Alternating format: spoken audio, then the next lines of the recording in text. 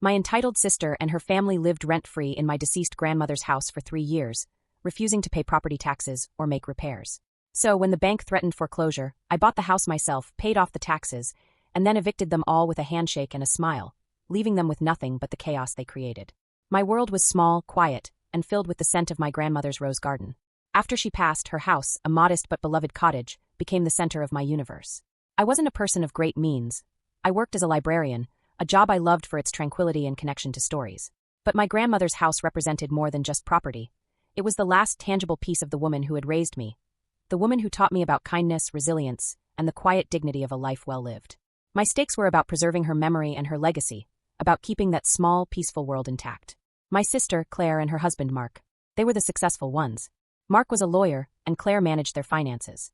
They lived in a sprawling suburban home and drove expensive cars. Their visits to Grandma's house before she passed were infrequent and always accompanied by subtle criticisms about the property's age or the neighborhood's decline. They saw the house not as a sanctuary, but as a disposable asset. After Grandma died, their true colors emerged, dripping with a sense of entitlement that was staggering. Grandma Eleanor passed away in the spring. Within weeks, my sister and her husband moved into her house. They claimed it was to manage the estate and preserve the property's value, while they sorted out the will. But managing the estate quickly turned into living there rent-free, indefinitely. The problem was they weren't paying a dime. No rent, no property taxes, no maintenance. The house, already aged, began to show signs of neglect. The garden my grandmother tended with such love became overgrown. The roof started to leak in the spare bedroom. I tried talking to them.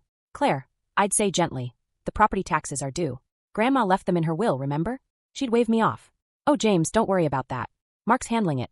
We'll get to it. Mark never did. I saw the bank statements that were piling up, the notices that started arriving in the mail, red-stamped envelopes I recognized as pre-foreclosure warnings. I felt a growing panic. This house was Grandma's legacy, and it was slipping away because of my sister's irresponsibility and my brother-in-law's calculated neglect. They were living in her house, enjoying her space, and letting it crumble around them. The letters became more frequent, more aggressive. The final notice arrived 2 weeks ago. The bank was initiating foreclosure proceedings. The house, my grandmother's home, the sanctuary of my childhood, was going to be auctioned off to the highest bidder. And my sister and her family, who had done nothing but drain its resources, would be out on the street, leaving me with nothing but memories and a crushing sense of defeat. I sat on my own modest couch, staring at the foreclosure notice.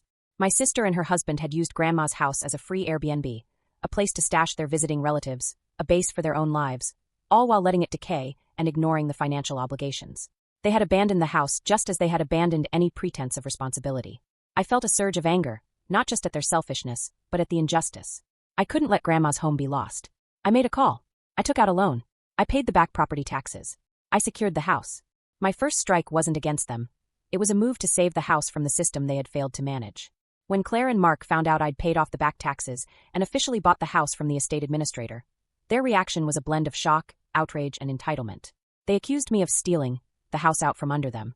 Mark, the lawyer, tried to threaten me with legal action, claiming they had a right to the property as the primary heirs.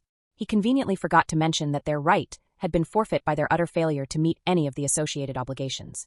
My nightmare was a bureaucratic one, dealing with the bank, the estate lawyers, and then, eventually, the legal paperwork to formally evict them was a labyrinth of forms and procedures. I felt like I was navigating a maze designed to frustrate and exhaust anyone trying to do the right thing.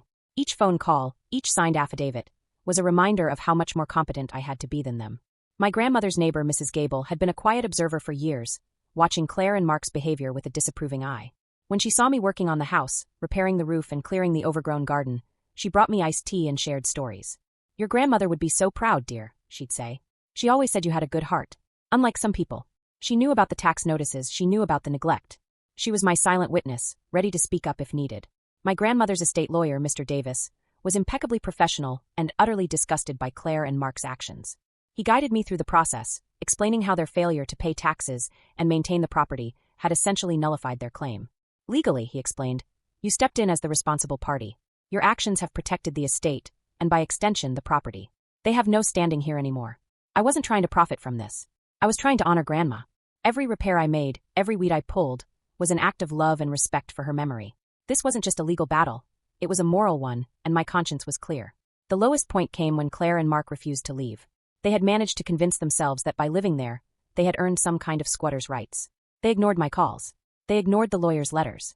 They were entrenched, like squatters who believed they had claimed the territory by sheer force of will. I I stood on the sidewalk outside the house, looking at the porch light that Grandma had always left on for me, and I felt a wave of exhaustion wash over me. I was so tired of fighting them. I was tired of the legal jargon, the stress, the emotional toll. I felt like I was battling ghosts and entitled family members simultaneously, and I was losing energy faster than I could replenish it. The formal confrontation wasn't a single event, but the culmination of my legal actions. Mr. Davis filed the necessary paperwork for eviction. We had a court date. I sat in the courtroom, my heart pounding, Maria beside me for support. Claire and Mark sat on the other side, looking smug, their lawyer beside them. Their lawyer presented their case, focusing on their long-term residency and emotional attachment to the property. It was flimsy, emotional nonsense. Then it was my turn. Mr. Davis presented the facts, the copies of the tax notices I had paid, the evidence of the property's deterioration under their care, and most importantly, the original terms of Grandma Eleanor's will, clearly stating that while they were to be supported by the estate's use, their primary obligation was to the property's upkeep and tax payment, which they had flagrantly ignored. He laid out a clear, irrefutable case of abandonment and neglect. The secret weapon wasn't a single piece of evidence. It was the sheer weight of their own irresponsibility. The judge listened impassively. He reviewed the documents. He looked at Claire and Mark, their smugness beginning to falter. He looked at me, my hand steady, my case built on fact and financial responsibility. The judge's decision was swift and clear: eviction. He granted the order. They had 30 days to vacate the premises. They didn't leave. Not on their own, anyway. They dug in their heels, claiming they needed more time, that they couldn't find anywhere to go. Mark continued to send Mr. Davis letters, trying to delay the inevitable. They were trying to outlast me, to wear me down. The final showdown wasn't a dramatic courtroom outburst. It was a quiet Saturday morning. I had the locks changed. I packed up all their belongings, the few that were actually theirs and not Grandma's, and placed them neatly on the front lawn, along with the eviction notice posted clearly on the door. I had hired a professional moving company to be there at 9 a.m. sharp. I stood across the street just watching. Claire and Mark came out, utterly bewildered. They saw the boxes. They saw the moving truck. They saw me standing there, not with anger, but with a profound sense of peace and resolve. I just offered them a small, sad smile. "It's time to go," I said. The climax was the look on their faces when the movers started loading their belongings. The shock of seeing their delusion finally met with the cold, hard reality of the situation. They had refused to leave, so I simply removed their ability to stay. The house was finally mine, truly mine in every sense of the word. The first thing I did was sit in Grandma's favorite armchair and just breathe. I started the repairs, the restoration. I brought the garden back to life. I wasn't just a caretaker. I was the guardian of her legacy. Claire and Mark were forced to move in with relatives, their reputation as the responsible ones shattered. They had lost not only the house, but also any shred of respect from the family. Their entitlement had been their downfall. It's been 2 years. I live in Grandma's house now. I've restored it to its former glory, adding modern touches where needed, but keeping its soul intact. I still work as a librarian, but my weekends are no longer filled with anxiety about the house. They're filled with peace, with tending the garden, with reading the books Grandma loved. I didn't just save her house, I saved her legacy. I found my own strength in the quiet resilience she taught me. My life isn't a grand, dramatic success story, but it is rich, peaceful, and deeply, deeply mine. It is better than I ever could have imagined.